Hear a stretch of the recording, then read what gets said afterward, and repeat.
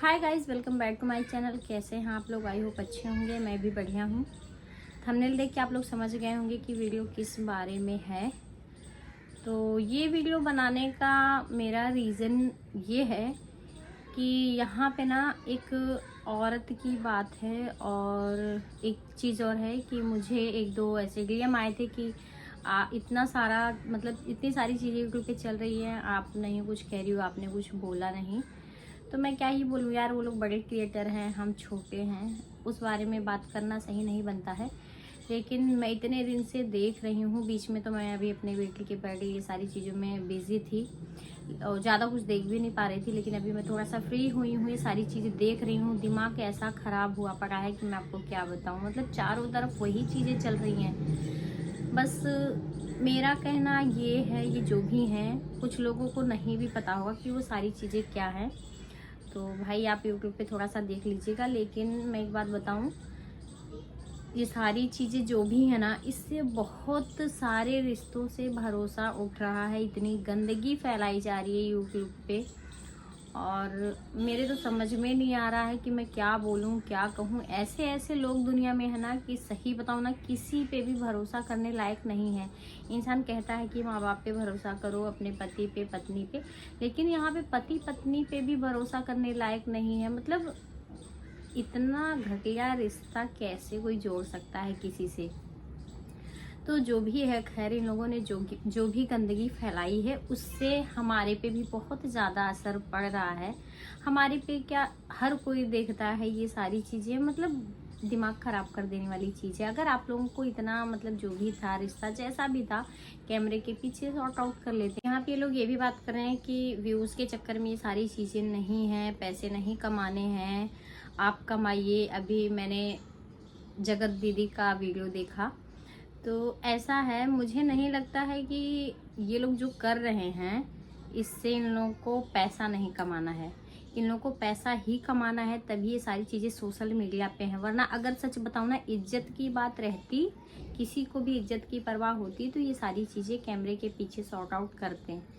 एक दूसरे के पास नंबर है, एड्रेस है, तो तुम घर बैठ के बाहर बुला के ये सारी चीज़ें ख़त्म कर लेते। सोशल मीडिया पे ये सारी चीज़ें लाने की क्या ज़रूरत है? यूट्यूब खोलते ही मतलब इन्हीं लोगों के प्रपंच से पूरा यूट्यूब भरा है। ऐसी गंदगी फैली है कि मैं आपको क्या बताऊं।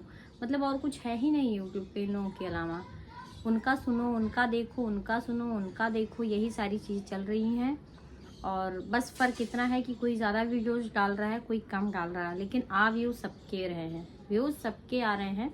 तो भैया तुम लोग को अपना घर चलाना है, तुम लोग को भी अच्छे से पता है कि यूट्यूब से ही चलनी है। और सारी गंदगी, तुम लोग को इज्जत की परवाह तो बिल्कुल है ही नहीं। सारी गंदगी जाके यूट्यूब पे ही फैलानी है। बात करते हैं कौन सच है कौन गलत है। तो मुझे जहाँ तक लगता है ना कि सारे लोग गलत हैं, ये सारे लोग गलत हैं। एक तो इन लोगों ने, भाई बहन ने, जगत दीदी, जगत भैया जो दोनों हैं, दोनों ने भाई बहन के रिश्ते को शर्मसार किया है।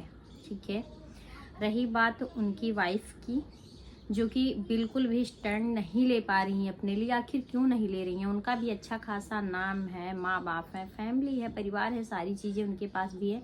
उनको अपने लिए स्टैंड लेना चाहिए। अपने पति को कुछ नहीं बोल रही हैं, बाकी हर जगह जाके बोल रही हैं। तो देखो, पूरा यूट्यूब जितने भी लोग हैं, जानते हैं, देखते हैं, सारे लोग उनकी वाइफ के साथ हैं, मतलब मनीषा के साथ हैं। तो उनको तो और हिम्मत आनी चाहिए, स्टैंड लेना चाहिए।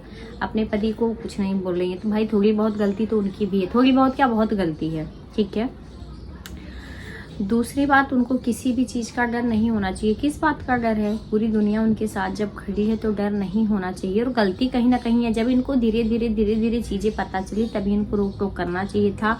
आदमी लोग होते ही गंदे हैं। अगर इनको पता था कि रिश्ता खराब हो रहा है, चीज़ें चल रही हैं, तो जितना आप सहते जाओगे उतना चीज़ें बढ़ती जाएंगी। तो आपको थोड़ा सा कंट्रोल, क्या जो भी थी चीज़ें करनी चाहिए थी। आप एक लड़की हो, और उस औरत से ज़्यादा आपका हक आपके पति पे था। उसके लिए आप कुछ भी कर सकती थी, चाहे फैमिली का सहारा लेती, कानून का सहारा लेती, लेकिन आपको थोड़ा सा रोक लगाना चाहिए था।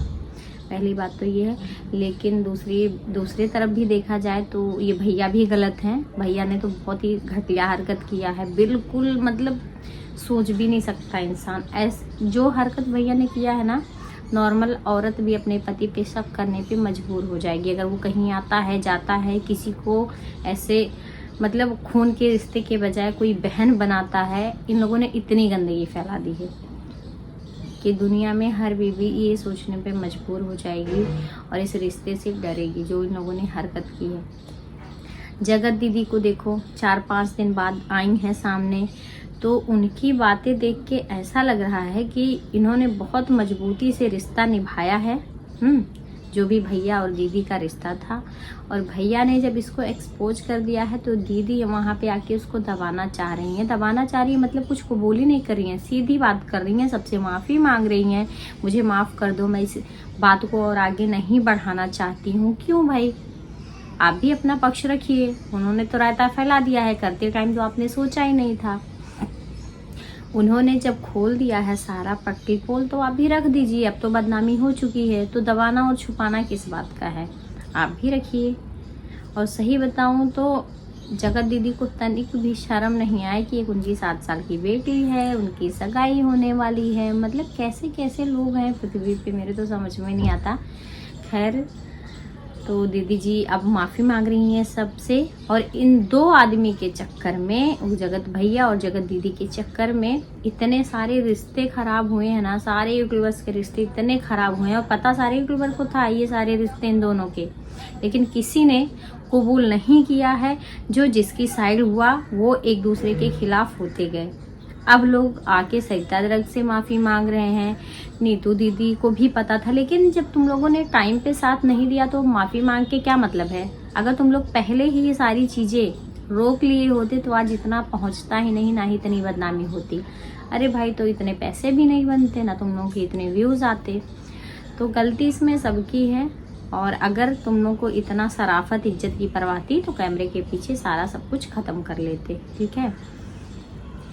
एक सचिन भैया को देख लो। सचिन भैया को तो भाई ना माँ बाप की परवाह है, ना बीबी की परवाह है। उनको तो अपने इज्जत की मतलब अपने आप को टीचर बोलते हैं। कहाँ से टीचर हैं, कहाँ से टीचर हैं। उनके जो भी स्टूडेंट्स वगैरह हैं वो सब क्या सोच रहे होंगे, क्या असर पड़ेगा। और जो भी किए ठीक है, चले गए इंडिया से बाहर। इंडिया से इस टाइम पे उनको अपने बीवी के साथ होना चाहिए। अपने बीवी को जो भी गलतियां हुई हैं ठीक है, सॉर्ट आउट करो, माफ़ी मांगो, लेकिन वो छोड़ के चले गए हैं। तो यहाँ पे मनीषा को स्टैंड लेना बनता ही बनता है।